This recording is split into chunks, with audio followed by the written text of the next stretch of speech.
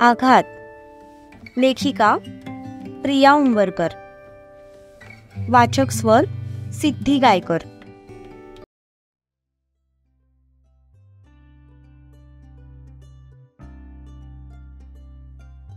राधा, अगं तू स्वयंपाकघरात काय करते? जाऊन आधी तेवढे कपडे धुवून टाक. रत्ना किचन मध्ये येत म्हणाल्या. सकाळपासूनच घरात कामाची लगबग सुरू होती. 12 नंतर बायका येणार होत्या. त्याआधी त्यांना सगळं काम आवरायचं होतं. दिवाकर रावांनी जेवणाची ऑर्डर बाहेरूनच दिली होती, त्यामुळे स्वयंपाकाचं टेन्शन नव्हतं. हे बरं आहे, एका मुलीच्या कौतुक सोहळ्यात दुसऱ्या मुलीला अदबून घ्यायचं. राधा नाक मुरडत म्हणाली. उभं राहून नुसतं तोंड चालवण्यापेक्षा हात चालव, म्हणजे कामं पटापटा आवरतील. रत्ना परत ओरडल्या. तशी ती वैतागून कपडे धुवायला निघून गेली.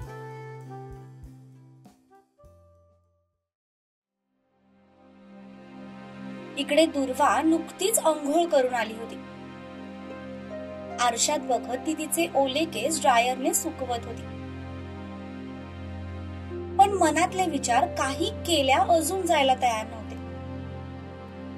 संपत काकांचा तो रडवेला चेहरा अजूनही तिच्या डोळ्यांसमोर फिरत होता. नशिबाचं चक्र असं अचानक फिरतं की सगळ्याच गोष्टी आपल्या हाताबाहेर जातात. मनात कितीही असलं तरी आपण त्या सावरू शकत नाही. तसंच संपत काकांचं झालं होतं. कुसुम आत्यानेही घाई गडबडीत निर्णय घेतला होता. प्रेग्नेंट राहिल्यामुळे त्या पण घाबरल्या होत्या. त्यांचं वय पण तसं पाहायला गेलं तर कमीच होतं. समाजाच्या भीतीने आणि ज्याच्यावर प्रेम केलं त्याच्याशी संपर्क न होऊ शकल्याने टेन्शन मध्ये येऊन त्यांनी एवढं मोठं पाऊल उचललं. पण त्यांच्या या एका निर्णयामुळे बाकी सगळ्यांच्या आयुष्याची घडी विस्कटली होती. कदाचित तेव्हा त्या थोड्या थांबल्या असत्या तर संपत काका त्यांना मनवू शकले असते. कुसुमात्या संपत काकांच्याच बाळाची आई होणार असल्यामुळे नाईलाजाने का होईना घरच्यांनी त्यांच्या लग्नाला परमिशन दिली असती आणि आज त्या पाटील घरात धाकल्या सुनबाई म्हणून मिरवत असत्या. कदाचित सूर्या त्यांचा मुलगा असता आणि नात्याने सत्यजित सुद्धा दुर्वाच्या आत्याचा मुलगा असता. पण या सगळ्या गोष्टी जर तरच्या होत्या.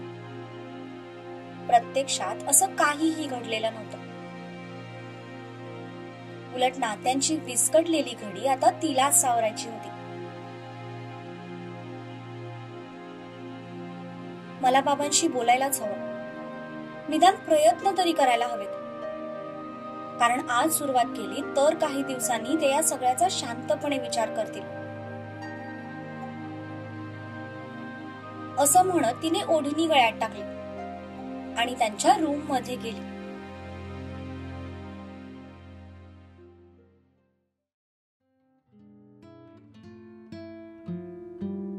हे बघा, स्वयंपाक उरला तरी चालेल, पण काही कमी पडायला नको.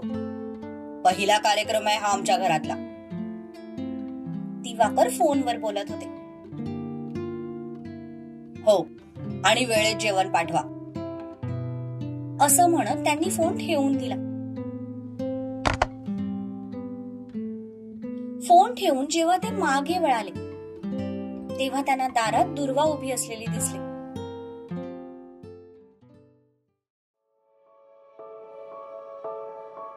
काही काम होतं का? त्यांनी थोडं रुक्षपणेच विचारलं. काम नाही, पण मला माझ्या बाबांशी थोडं बोलायचं होतं. तुझ्या सासरच्या लोकांबद्दल बोलायचं असेल तर मला काहीच बोलायचं नाही. त्या व्यतिरिक्त काही बोलायचं असेल तर बोल. बाबा, मी काय म्हणाले ते तुम्ही बहुतेक नीट ऐकलं नाही. मला माझ्या बाबांशी थोडं बोलायचं होतं. ते बाबा जे कधीच त्यांचे निर्णय माझ्यावर थोपवत नव्हते. माझ्या प्रत्येक निर्णयात माझ्या सोबत होते. मी काहीही चुकीचं करणार नाही यावर त्यांचा विश्वास होता. मला माझ्या त्या बाबांशी बोलायचंय. आता माझी मुलगी तरी पहिल्यासारखी कुठे राहिलीये?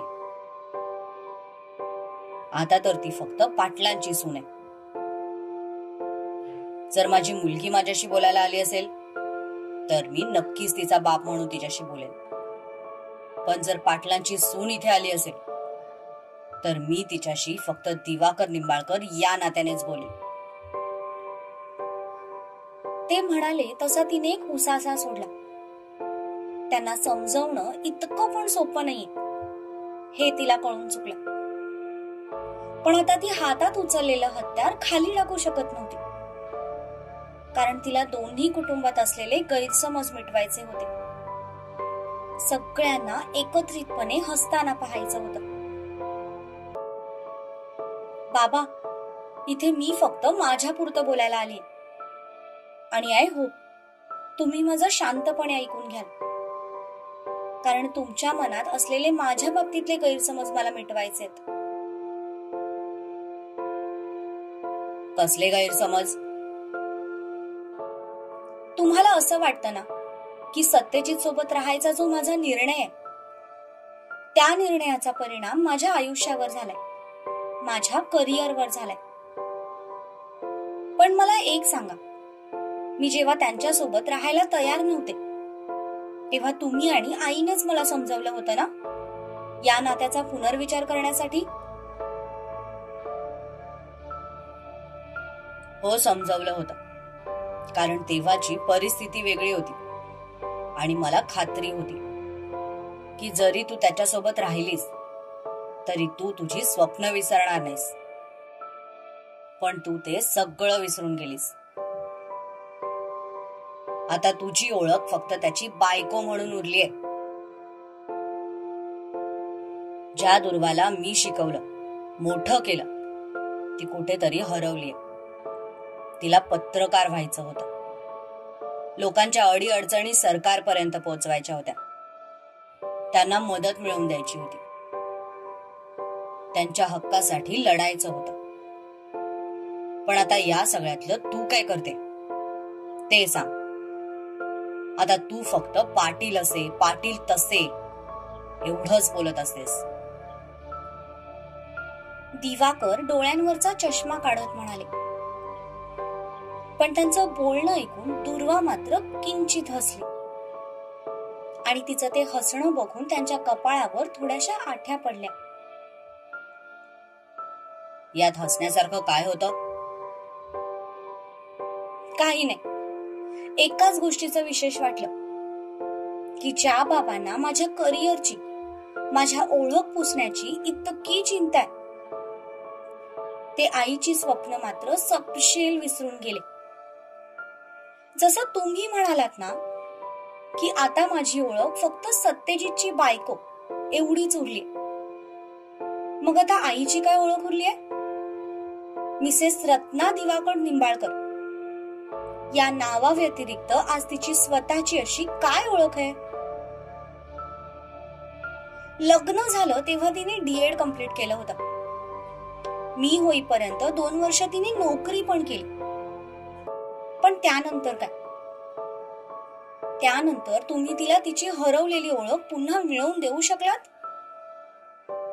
मी झाले, नंतर राधा झाली, नंतर आमचं बालपण, मग शाळा, कॉलेज, आले गेले घर संसार, या सगळ्यात ती अशी गुरफटून गेली की नंतर तिला स्वतःसाठी वेळच मिळाला नाही.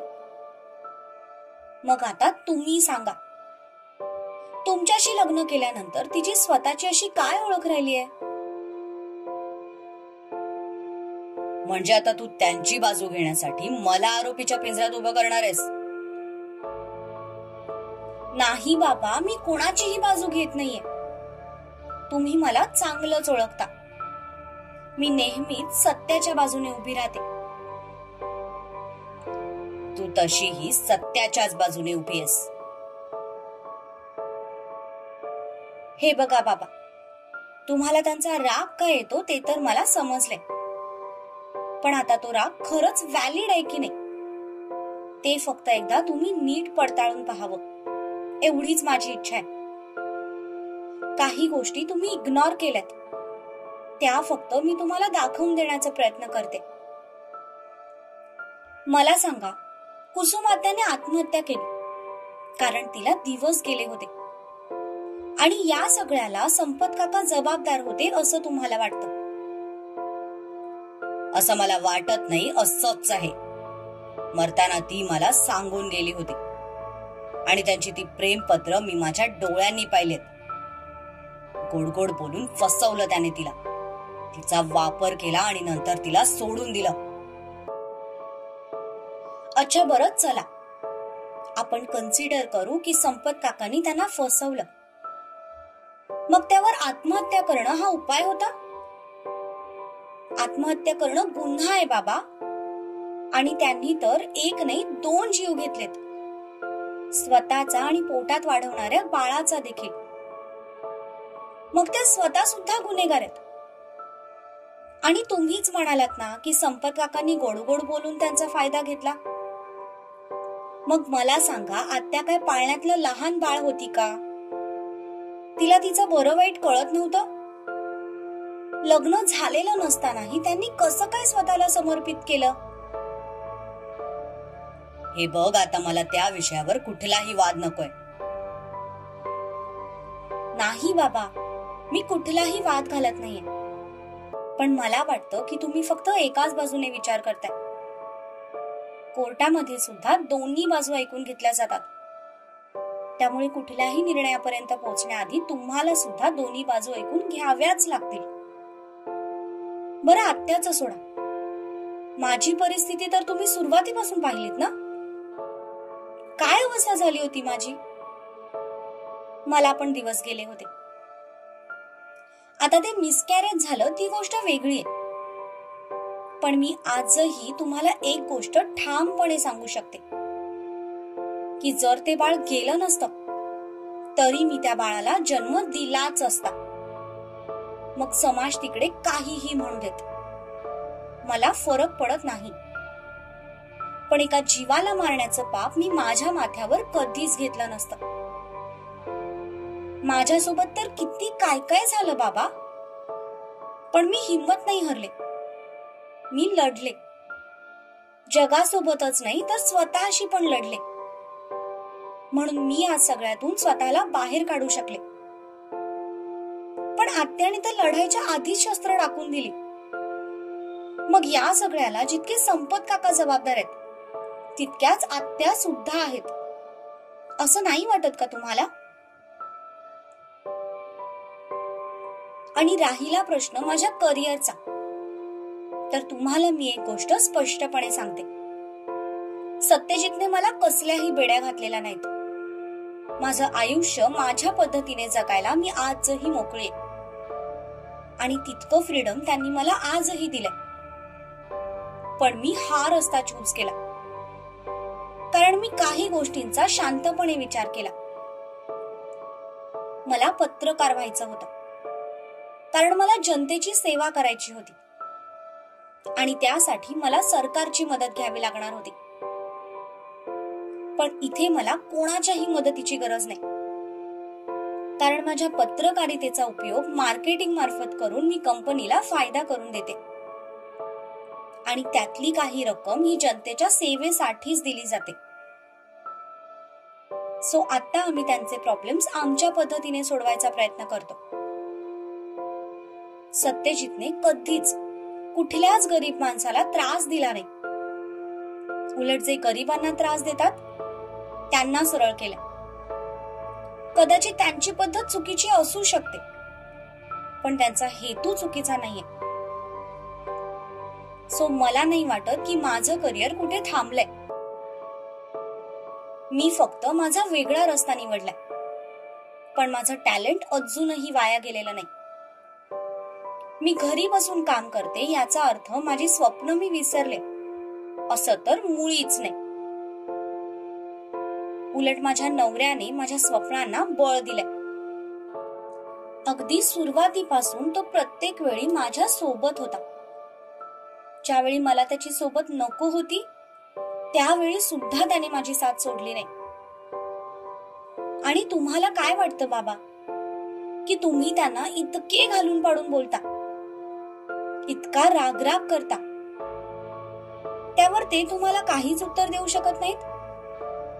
ते तुमचं तोंड एका दिवसात बंद करू शकतात, पण ते गप्प आहेत फक्त आणि फक्त माझ्यामुळे, कारण मी तुमची खूप रिस्पेक्ट करते.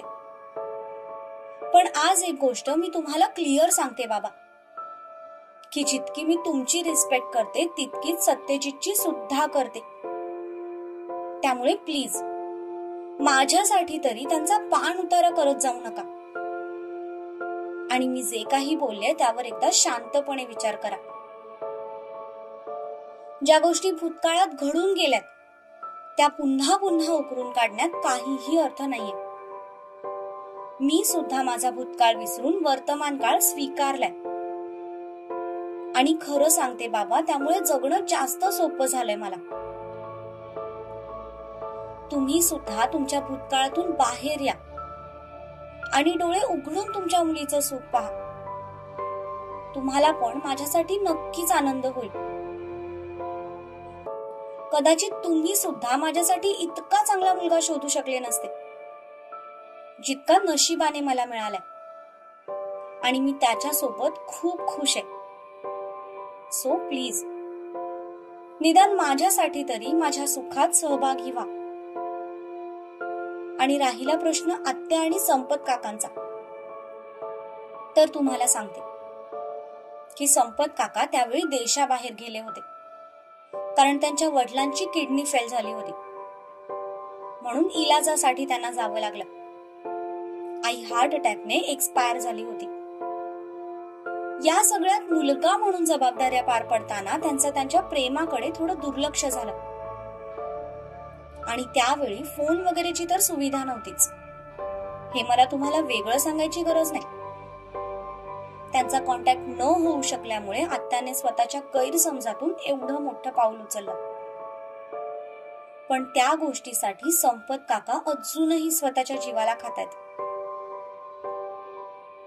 आता तुम्ही म्हणाल की हे सगळं त्यांनी खोटी कहाणी सांगितली असेल, यावर तुमचा विश्वास नाही वगैरे वगैरे. तर यावर मला फक्त एकच म्हणायचंय की जे झालंय ते आता घडून गेलंय. त्यामुळे झालेल्या गोष्टींचा विचार करायचा की घडत असलेल्या गोष्टींचा आनंद घ्यायचा. हा निर्णय सर्वस्वी तुमचा आहे. संपत काका निर्दोष होते हे मी आणि सत्यजित पुराव्यांसहित सिद्ध करू शकतो. पण आता मला ते करायचं नाही, कारण प्रत्येक वेळी आपल्यामुळे ते लोक आरोपाच्या पिंजऱ्यात उभे राहतात. आणि त्यावेळी चूक एकटा संपत काकांची नव्हती, आत्याची पण होती. त्यामुळे या सगळ्याला जितके संपत काका जबाबदार आहेत तितकीच आत्या सुद्धा आहेत. त्यामुळे तुम्ही त्यांच्यावर कुठलेही आरोप करू शकत नाही. सॉरी, आज थोडं जास्तच बोलून गेले, पण मला वाटतं हे बोलण्याची गरज होती. त्याशिवाय तुमच्या मनावर असलेलं गैरसमजाचं जाळं दूर होण्याची चिन्हच दिसत नव्हती. आता तुम्हाला काय करायचंय तो सर्वस्वी तुमचा निर्णय आहे. आत्या आणि काकाबद्दल तर मी काहीही बोलणार नाही, पण सत्यजितचं म्हणाल तर त्या माणसाने मला कुठल्याही बंधनात अडकवलेलं नाही. मी माझ्या नवऱ्यासोबत आणि माझ्या संसारात खूप खुश आहे. आणि जर तुम्हाला तो आनंद पाहवत नसेल तर माफ करा. इथून पुढे मी इथे येणार नाही, कारण जसा मी तुमचा अपमान झालेला नाही बघू शकत, तसंच मी माझ्या सासरच्या लोकांचा अपमान झालेला सुद्धा नाही बघू शकत, कारण दोन्ही कुटुंब माझीच आहेत. रागाच्या भरात जास्त बोलून गेले असेल तर सॉरी, असं म्हणत तिने त्यांच्या समोर हात जोडले आणि तिथून निघून गेली. ती जाताच दिवाकर मात्र मटकन तिथल्या बेडवर बसले. तिने बोललेला शब्द निशब्द त्यांच्या डोक्यात फिरत होता.